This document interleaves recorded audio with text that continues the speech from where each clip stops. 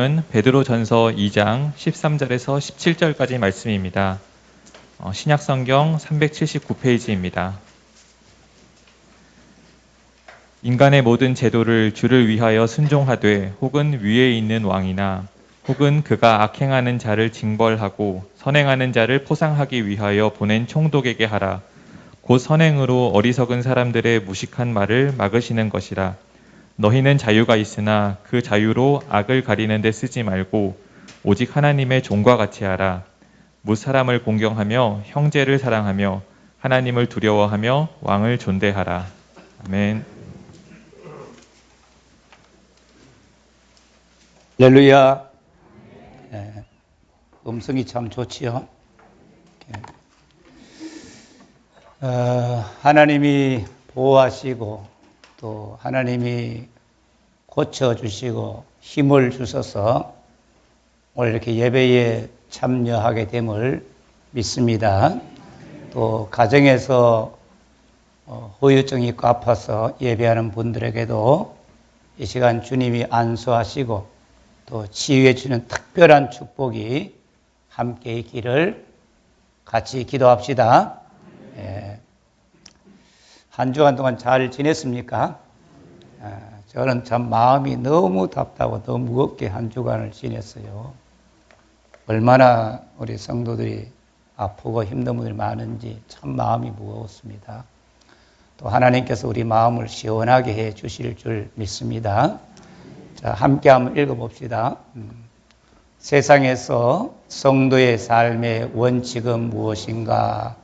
여러분, 저와 여러분은 어떤 원칙을 가지고 거기에 맞게 살고 있습니까?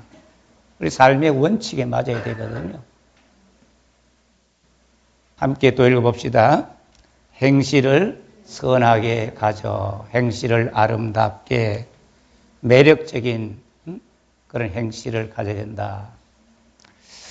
이방인 가운데서 우리가 행실을 선하게 가져야 하는 이유는 예수님께서 오실 때만 아니라 지금도 이방인들, 믿지 않는 사람들의 입으로 하나님께 영광을 돌리게 하기 위해서 우리가 행실을 선하게 가야 되는 겁니다. 하나님 영광 받으세요. 하나님께 영광 돌리기 원합니다. 그렇게 기도하면서 우리가 선하게 본이 되게 살지 않는다면 주의 영광을 가리는 것이지요. 자, 우리가 이방인 중에서 행실을 선하게 가야 될 우리 삶의 자세, 또 내 삶의 현장은 어딘가? 성도들의 삶의 현장은 두 가지입니다. 하나님 앞과 이방인들 중. 많은 사람이 하나님 앞에서 하나님 앞에서 이야기하는데 하나님 앞과 이방인 중에서 행실을 선하게 가져야 됩니다. 이방인 중이라는 것은 우리가 살고 있는 대한민국, 우리가 근무하는 직장, 학생들이 나가는 학교, 또 믿지 않는 가족들과 함께 살고 있는 가정, 가정에도 예수로 하나 되지 못해서 사는 가정 있잖아요. 그게 다 우리가 살아야 될 이방인 중에서의 삶입니다. 오늘 읽은 베드로전서 2장 13절에서 17절은 국가 안에서 국민의 신분을 가진 성도들, 시민의 신분을 가진 성도들이 어떻게 행해야 될 것인가 하는 거기에 대한 교훈입니다. 국가 앞에서 성도들이 어떻게 살아야 되겠는가, 나라에 대해서는 어떤 자세를 가져야 되느냐, 거기에 대한 말씀입니다. 자, 베드로전서 2장 13절 한번 봅시다. 인간의 모든 제도를 누구를 위하여? 주를 위하여 순종하되 혹은 위에 있는 왕이나, 인간의 모든 제도, 이 말은 인간의 모든 창조물, 제도가 단순한 것이 아니고 창조물이다, 그런 뜻입니다. 확립된 권위, 확립된 제도, 한 국가와 사회를 세우고 유지하고 발전시키는 제도가 바로 모든 인간에 세운 제도라 그런 뜻이에요. 여러분, 이런 나라라고 하는 사회라는 제도가 없으면 사회는 세워질 수 없고 국가는 무너지고 가장 무서운 혼란과 무질서의 사회가 되고 마는 겁니다. 여러분, 이 전쟁 나고 무질서 사회 되면 그래도 전쟁터 중에서 그래도 뭐 질서가 양심들이 있으니까 그 정도 유지하지요. 진짜 이 혼란한 사회를 한 무질서한 사회 되면 살아갈 수가 없는 거예요.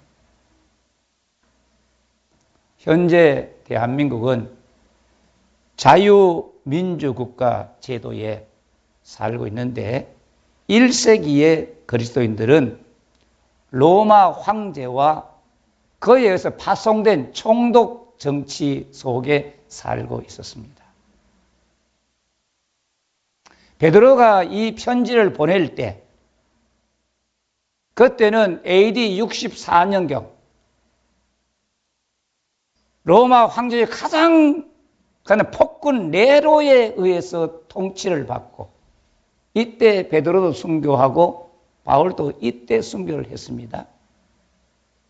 교회와 성도들은 극심한 박해를 당하고 진짜 공포에 떨고 있는 그런 시절이었습니다. 폭군의 공포정치에 시달리는 교회와 성도들에게 하나님이 베드로를 통하여 어떤 부탁을 하느냐?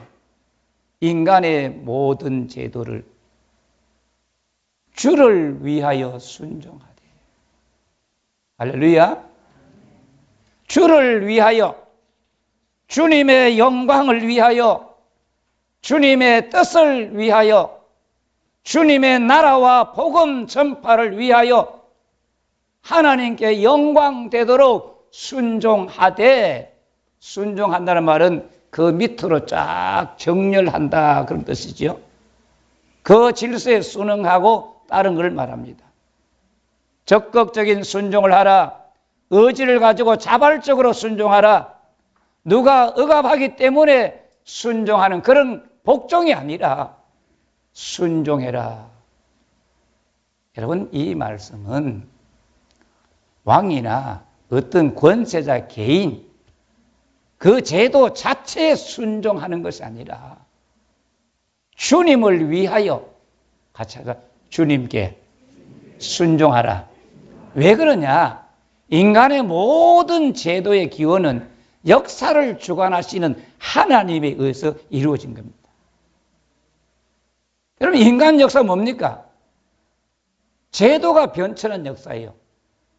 처음에는 원시 족장시대 있잖아요. 아브라함도 족장시대 사람입니다. 그 다음에 영주 봉건제도입니다. 그 다음에 시민사회, 민주국가로 이렇게 인간 역사가 변천해 왔어요.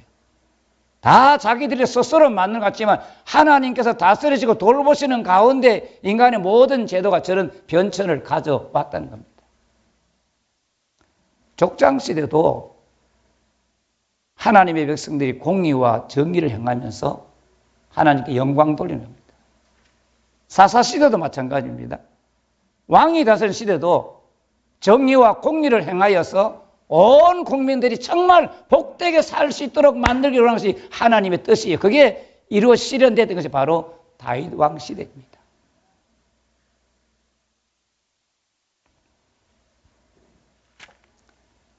그리스도인들과 교회는 특정한 제도나 어떤 개인 통치자를 위해서 존재하는 게 아니에요. 모두 다 하나님을 위해서, 교회를 위해서, 주님의 나라를 위해서 우리는 존재하고 있는 겁니다. 같이 합시다. 나는 주님의 영광과 나라를 위하여 부름받은 하나님 백성이다. 여러분, 내가 하나님 나라의 시민이라고 생각해 보세요. 정말 우리가 하나님 나라 시민, 하나님 나라 백성인 거예요. 얼마나 우리가 하나님 나라 백성으로서 주님 앞에 아름답게, 정직하게, 바르게 살아야 되겠는가. 그걸 우리는 잊어버리면 안 되는 거예요. 인간의 모든 제도를 주를 위하여 순종하되 하는 이 같은 주장은 하나님께서 사도 바울을 통해서도 증거하십니다. 로마서 13장 1절 2절 보면 각 사람은 위에 있는 권세들에게 복종하라. 권세는 하나님으로부터 나지 않음이 없나니 모든 권세는 뭐라고요? 다 하나님의 정하신 바라. 그러므로 권세를 거스른 자는 하나님의 명을 거스름이니 거스른 자들은 심판을 자취하리라.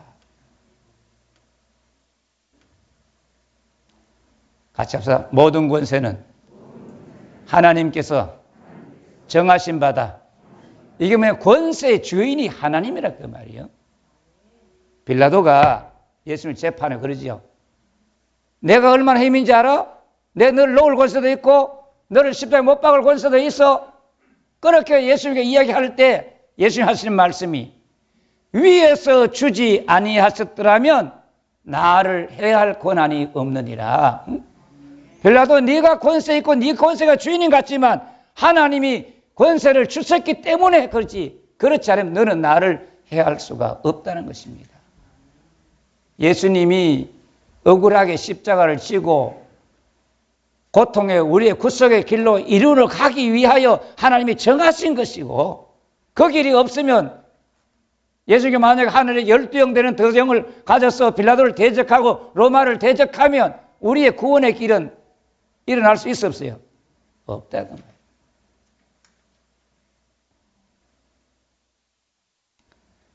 로마서 13장 1절에서 7절 이하의 말씀이든지 베드로전서 오늘 2장 13절 이하의 말씀을 가지고 권세자들은 이 말씀을 제시하면서 마치 특정한 권세자에 무조건 순종해야 된다 이렇게 강요하는 일들이 있습니다.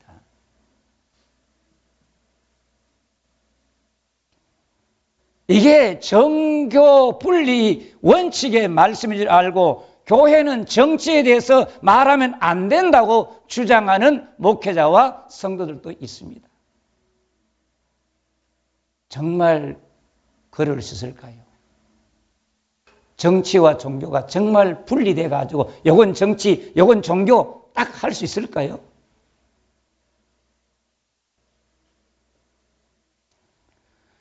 정치와 종교의 구분과 분리되어야 하는 원칙은 맞지만 현실에서 그게 가능하냐 그 말이에요. 올림픽 현장 제50조 2항에 읽어볼까요? 올림픽 장소에서 어떠한 형태의 시위나 정치적, 종교적 혹은 인종적 선전도 허용되지 않는다. 완전히 스포츠는 스포츠다 그 말이에요. 올림픽은 올림픽인데 여기서 정치, 종교, 인종의 어떤 제도 이야기 시위를 하면 안 된다. 그렇게 정해져 있다. 현실이 그렇게 지켜지느냐 그 말이에요. 러시아에 안드레이 루블레프라고 하는 세계 7위 테니스 선수가 있습니다. 그 얼굴 한번 보여주죠. 저 친구가 두바이에 가서 테니스 대회에 우승을 하고 첫째 한 말이 No war please. 전쟁을 멈춰주세요. 저 러시아의 선수예요. 러시아가 우크라이나를 침략했을 때 그때 있을 사람이 저 말을 했어요. 전쟁 앞에서는 테니스 경기는 하나도 안 중요하다. 자기가 우승하고 승리하고 테니스를 잘하는 이게 중요한 게 아니다. 정치와 스포츠는 구별되어야 한다는 원칙은 있지만 현실에서 지켜지지 않는다. 그런 이야기를 했어요. 여러분, 정치와 종교의 분리는 이론상은 맞지만 현실에서는 불가능한 거예요. 왜냐? 아리스토텔레스가 인간은 정치적 동물이다. 인간은 정치적 존재예요. 왜 그러냐? 생존, 내가 살아나가려 보려고 하면 이 정치가 바로 돼야 되고 그 다음에 인간다운 삶을 살려면 정치가 안정되고 바르게 돼야 인간다운 삶을 살 수 있다는 것입니다. 정치 따라 움직이는 동물이 아니고 정치적인 존재로서 나라와 정치가 바로 돼야 내가 생존할 수 있고, 할렐루야, 인간다운 삶을 살 수 있는 거예요. 여러분 보세요. 북한 공산 정권에 인간다운 삶을 살 수 있습니까? 어린아이들이 먹을 것이 없어가지고 평양에 당원들은 다 잘 먹고 잘 살아도 구석구석에는 굶어서 키가 안 크고 자라지 못한 아이들이 얼마나 많습니까? 매를 맞은들, 수용소 갇힌들 인권이 존중 안 된다.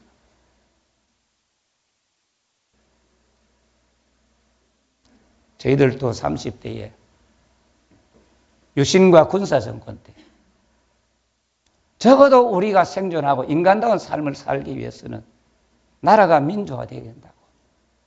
교회 기도회도 열고 서울 종로에 와서 체류탄 맞으면서 밤을지 새우면서 나라가 민주화되어야 된다고. 우리는 목회자는 나라가 바로 돼야 성도들이 살 수 있고 교회가 평안하고 믿음 생활을 할 수 있기 때문에 우리는 이렇게 잘못된 거 이야기하는 거예요. 옛날 일본 시대 사람들이 한일 합방은 정상적이야.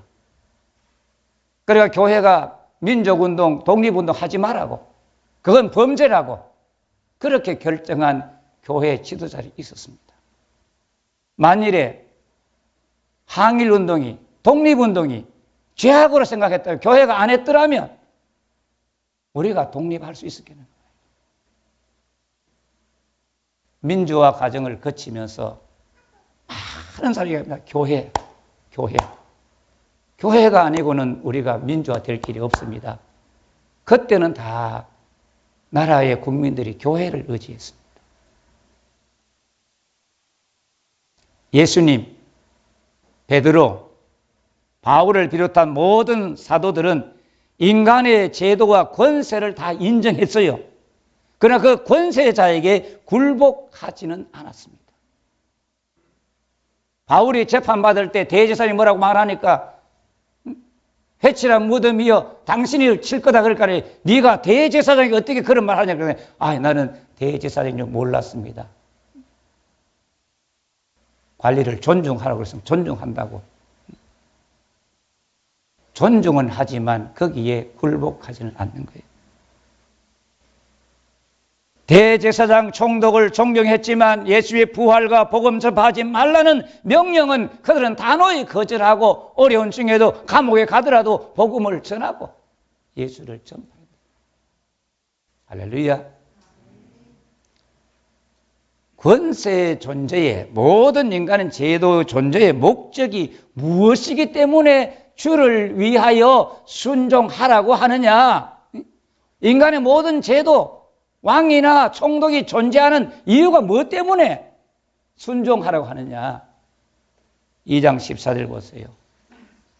혹 왕이나 혹 그가 악행하는 자를 징벌하고 선행하는 자를 포상하기 위하여 보낸 총독에게 그렇게 하라.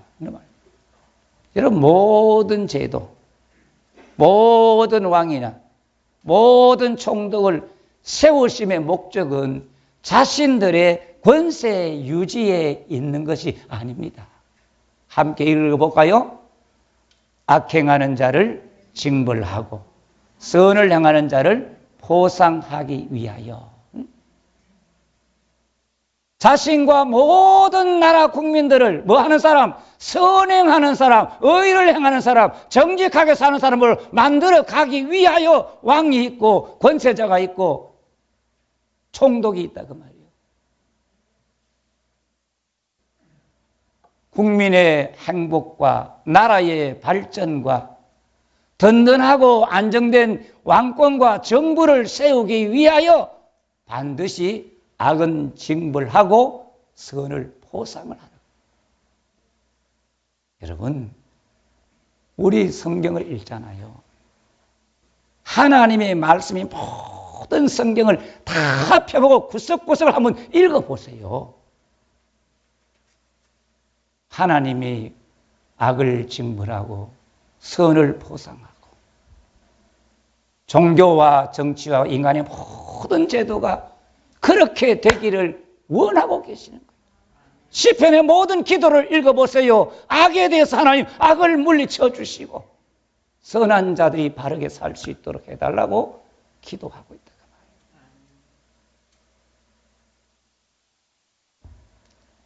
신명기 1장 17절 읽어볼까요? 재판은 하나님께 속한 것인즉 너희는 재판할 때에 외모를 보지 말고 귀천을 차별 없이 듣고 사람의 낯을 두려워하지 말 것이며 스스로 결단하기 어려운 일이 있거든 내게로 돌리라. 내가 들으리라. 하나님이 모세를 통하여 천부장, 백부장, 50부장, 10부장을 세우면서 이 주된 목적이 뭔가 하면 의로움과 불의한 것을 판결해 주는 거예요. 그거 할 때 빈부, 귀천, 잘 살고 못 살고 높고 낮은 거 따지지 말고 외모 보지 말고 사람 낯을 보지 말고 형제냐 이방이냐 거의 구분하지 말고 어떻게? 공평하게 하나님 말씀에 맞게 판단해라. 할렐루야. 하나님은 그렇게 공정하게 재판되어 가지고 누구든지 억울한 사람 없이 살기를 원하시는 거예요. 내로남불이 없다. 나는 되고 너는 안 된다. 그런 말이 없다고 말이에요. 북왕국 이스라엘의 왕과 백성들이 참 하나님을 떠나서 의인을 학대하고 뇌물을 받고 성문에서 가난한 자를 억울하게 하고 정직히 말하는 자를 싫어하는 거예요. 정직하게 말하지 마. 의의를 말하지 마. 그렇게 말을. 하나님이 그들을 보고 너무너무 답답해서 선지자 아모스를 보낸 거예요. 아모스는 선지자가 아닙니다. 남한국 어느 지방에 뽕나무 재배하고 양치는 목자였어요. 그 사람을 하나님께서 북왕국에 보내가지고 예언을 하게 했습니다. 아모스 예언의 핵심이 뭡니까? 아모스 5장 24절 한번 읽어볼까요? 오직 정의를 물같이 공의를 마르지 않는 강같이 흐르게 할지어다. 정의 바른 일이 물이 흘러가듯이 공의가 마르지 않는 강같이 공의가 가다가 딱 말라버리면 안 돼. 그렇게 해라. 그 말이에요. 하나님이 그 이스라엘 나라가 바로 되기 원하여 남쪽에 살고 있는 아모스를 북쪽 땅에 보내서 예언하게 했어요.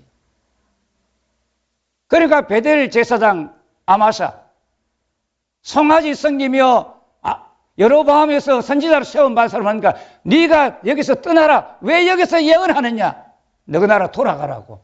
또 왕에게 가서 아모스가 못된 예언을 한다고 고발하는 그런 일을 했다.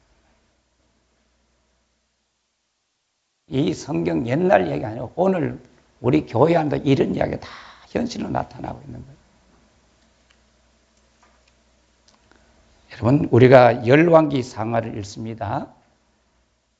열왕기 상하 하나님 말씀이지요. 아닙니까? 하나님 말씀을 믿습니까? 역대기는 하나님 말씀이지요. 열왕기 상하는 왕과 종교와 정치가 하나님 앞에 악을 징벌하고 의를 상주지 못하면 왕권은 망한다는 사실을 거기에 증거하고 있고, 열왕기는 왜 하나님의 택함받은 다윗의 후손들 이스라엘 나라가 왜 처참하게 망하였느냐 하는 사실을 주제를 삼고 있습니다. 그런데 역대기는 어떻게 하면 하나님의 백성 다윗의 왕국이 옛날처럼 회복될 수 있느냐, 옛날 그 영광 예루살렘 성전과 다윗 왕국 시대로 돌아갈 수 있느냐, 그것을 이야기하는, 그게 바로 예배다는 것입니다. 할렐루야. 여러분, 성경을 읽고 성경의 뜻을 우리가 잘 알아야 되는 거예요.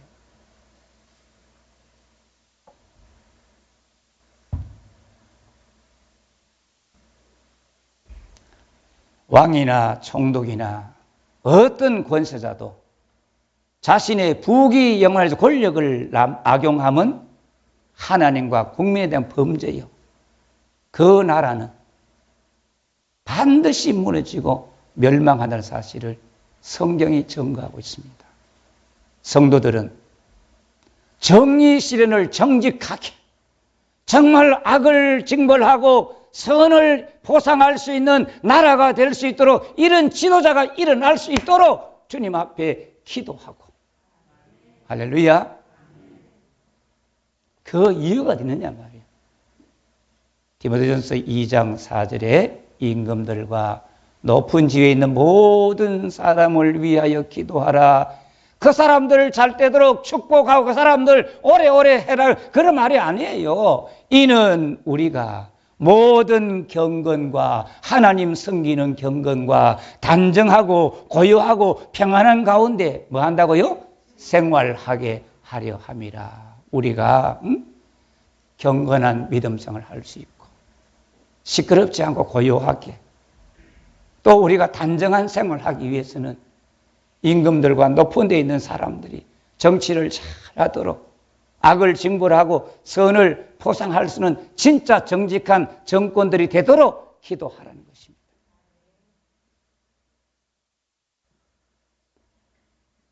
다니엘은요, 느부갓네살 왕, 그때 세계 최고 권력자, 뭐라고 합니까? 왕이요, 당신이 너무 교만해요. 이제 당신이 살기 위하여 공의를 행함으로 죄를 사하시고 가난한 자를 긍휼히 여김으로 죄를 사하는 왕이 되어달라고, 그래야 당신이 산다 그랬어요. 그런데 다니엘 4장 읽어보세요.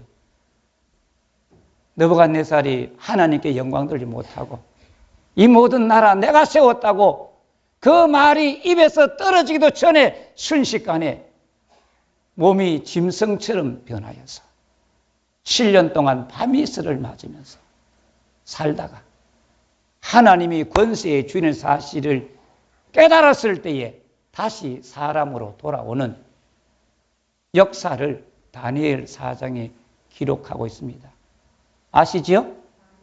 알고 계시죠? 다니엘 그렇게 고민하죠. 왕이여, 큰일 났습니다. 당신 너무 교만합니다. 너무 죄를 많이 지었어요. 너번에 자기 꿈에 보니까 짐승이 되는 그 꿈을 자기가 봤단 말이에요. 그 꿈을 할 때 그렇게 되지 않으려면 공의로 죄를 사하고 가난한 자를 돌봐야 됩니다.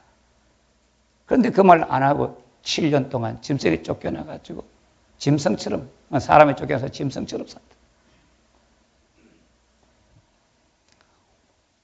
그래서 우리는 지도자들이 정말로 공의를 향하여 죄를 사하고 가난한 자를 긍휼히 여김으로 죄를 사하는 권세자들이 되도록 기도해야 될 줄 믿습니다.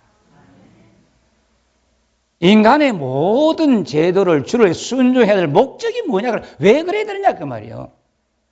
2장 15절 보세요. 곧 선행으로. 읽어볼까요? 곧 선행으로 어리석은 사람들의 무식한 말을 막으시는 것이라. 제가 지난주 책을 읽어보니까요, 대제사장들이요, 하나님도 눈에 안 보이고 왜 저렇게 했나 보니까 백성도 눈에 안 보이는 거예요. 오직 눈에 보이는 돈밖에 없는 돈. 돈밖에 안 보이니까 성전에서 장사하고 폭리를 취해가지고 어마한 부자가 되고 권세를 유지하는 그런 사람이 됐다고요. 눈앞에 돈밖에 안 보인다면. 여러분은 하나님만 보이기를 축원합니다. 하나님이 정말 보이기를 바랍니다. 왕과 총독과 권세자들은 권세만 보고 명예만 보고 자기 자신만 보기 때문에 국민이 잘 안 보이는 거예요. 국가의 장래를 생각지 못하는 거예요. 그래서 어리석고 무식한 말을 많이 하는 것입니다. 어리석은 왕 권세자들의 무식한 말을 막는 것은 성도들의 옳은 행실입니다. 믿음의 선배들은 선한 행실로 어리석은 사람들의 무식한 말을 막았습니다. 오늘 아침에 일부 예배 때 우크라이나 전쟁 속에서 성도들이 피난 가지 않고 눈이 온 언덕에 머물러서 엎드려 기도하고 가난한 자들에게 음식을 나누어주고 10여 년 전에 인도네시아 아체라는 회교의 성지와 같은 곳이에요. 그 도시에 인구가 40만 살았어요. 그런데 성탄절날 해일이 불어 20만 명이 죽습니다. 그곳에 가장 먼저 달려가서 그들을 돌보아주고 사랑한 사람 누구냐? 기독교인들이에요. 그들이 말합니다. 예수 믿는 사람 외에는 우리에게 온 사람들이 없다고. 전쟁 현장에 어려운 곳에 누가 들면 다 기독교. 지금 우크라이나 전쟁에도 가서 봉사하고 교인들이 가서 봉사하고.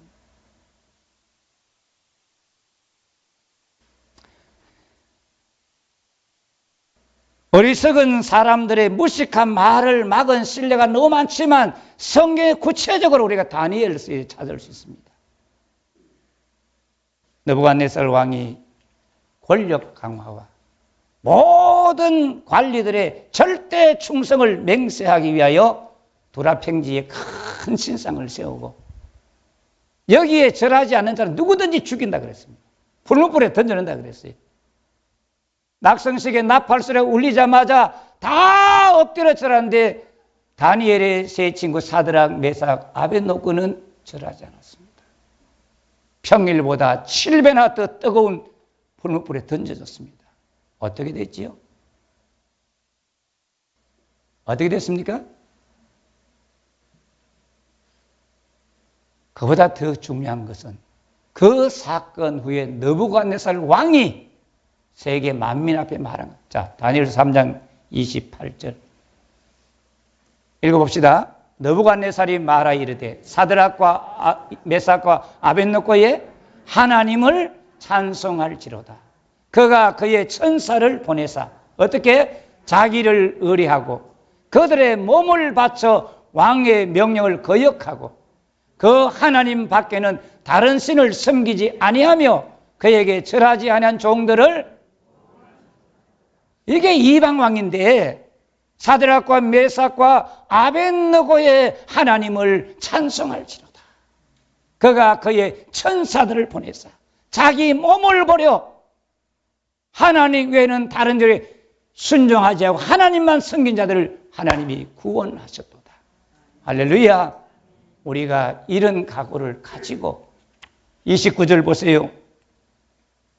그러므로 내가 이제 조서를 내리노니 각 백성과 각 나라와 각 언어를 말하는 자가 모두 사드락과 메삭과 아벳노고의 하나님께 경솔히 말하거든. 어떻게 하라고요? 그 몸을 쪼개고 그 집을 거름토로 삼을지니 이는 이같이 사람을 구원할 다른 신이 있다 없다? 없습니다. 할렐루야. 하나님 외에는 불문불 가운데 기적 속에 자기 종을 건져내실 수는 하나님밖에 없다 그 말이에요. 느부갓네살의 무식하고 어리석은 입을 다니엘과 사드락 메삭 아벳느고의 선한에서 입을 딱 막았던 거예요.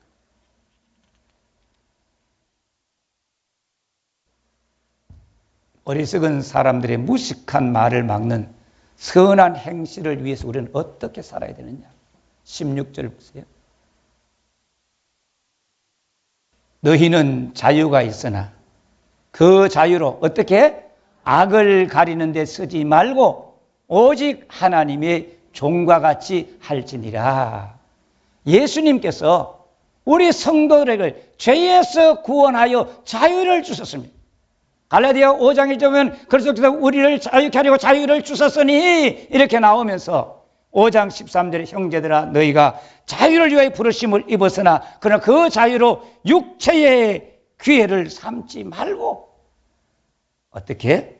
오직 사랑으로 서로 종노릇하라 그랬어요. 내 자유야? 내 자유야? 나 마음대로 살 수 있어? 아니에요. 그리스도인들은 종이라도 예수 안에서 자유. 자유자라도 예수 안에서 주님과 사람을 섬기는 종입니다. 그 자유를 가지고 자기의 죄를 가리려고, 자기의 허물을 가리려고 그렇게 허물을 뭔가 덮어서 죄 없는 것처럼 내 행동은 정당한 거야, 그렇게 하지 말고 오직 하나님의 종처럼, 예수님처럼 봉사해라. 여러분, 아무리 우리가 자유로워도 그 자유로 자기 죄를 가릴 수 없어요. 아무리 권세가 세도 그 권세로 자기의 죄를 가릴 수가 없는 거예요. 죄는 드러날 수밖에 없습니다. 오직 우리는 자유로 선을 행하고 주님 기뻐하는 삶을 살아야 됩니다. 할렐루야. 그러면 그 자유를 구체적으로 어떻게 사용하느냐? 17절, 뭇사람을 공경하며 형제를 사랑하며 하나님을 두려워하며 왕을 존대하라. 공경한다는 말은 존경하고 가치나 가격을 평가를 할 때 인격다운 사람답게, 인간답게 높이고 대우한다는 거예요. 모든 사람의 인격의 가치를 인정하고 같이 합시다. 주 안에서 형제 자매를 진심으로 사랑하고. 여러분 들어보면 성도들끼리 사랑하지 못하고 서로 무시하고 무시당했다는 이런 말을 들을 때 너무너무 마음이 아파요. 진심으로 사랑하고 존경합시다. 아멘. 왜? 주님이 나를 그렇게 사랑하셨기 때문에. 그리고 하나님을 높이고 두려워하며 왕을 존대하고. 사랑하는 성도 여러분, 국가와 사회의 모든 문제는 법과 제도 때문이다. 헌법을 고치고 제도를 바꾸면 새로운 살기 좋은 세상이 된다. 그래서 어떤 사람들이 국가에, 대한민국에 이 국가를 완전히 뒤엎어서 새로운 세계를 만들자, 그렇게 사는 사람도 있습니다. 여러분, 문제는 법과 제도가 아니라 같이 하자. 인간의 욕심, 권세자의 욕심입니다. 우리 마음의 문제예요. 우리 마음의 문제예요. 현재 우리는 투표로 지도자를 세우고 대통령을 세우고 지방자치단체장을 세우는 자유 대한민국 속에 살고 있습니다. 이런 모든 제도를 주를 위하여 순종하되 선한 행실로, 정말로 이 나라 정부가 악을 징벌하고 선을 포상해서 온 나라 국민들을 선한 사람들로 만들어가는 나라가 되도록 기도하고, 어리석고 무식한 사람들이 교회는, 성도는 달라, 하나님의 교회는 다르다고 그들의 입으로 하나님께 영광을 돌리는 이 기적을, 이 축복을 이루어 갑시다. 이게 우리가 사는 목적이에요. 교회가 존재하는 목적이에요.